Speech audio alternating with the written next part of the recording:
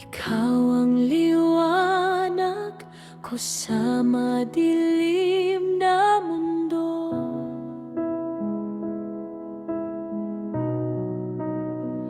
Tamang daan sa maling landas. Aking guro sa mga mali kong desisyon. Tanging gabay ko patungo sa totoo.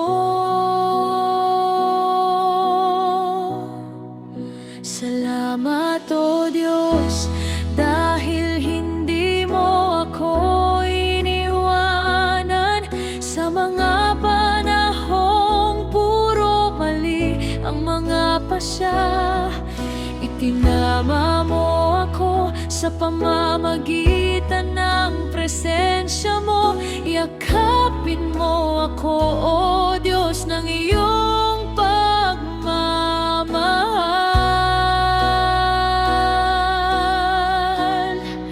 Ihahayag ko ang iyong salita, itataas ko ang iyong mga gawa.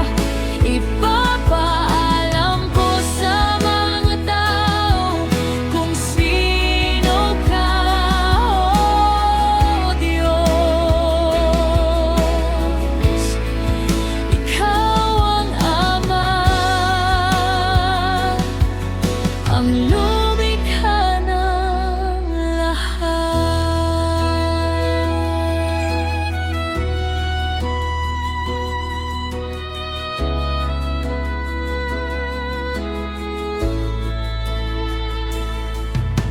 Nais kong ipabatid sa lahat ng tao ang pangako mo sa amin na hindi nagbago. Pangakong habang buhay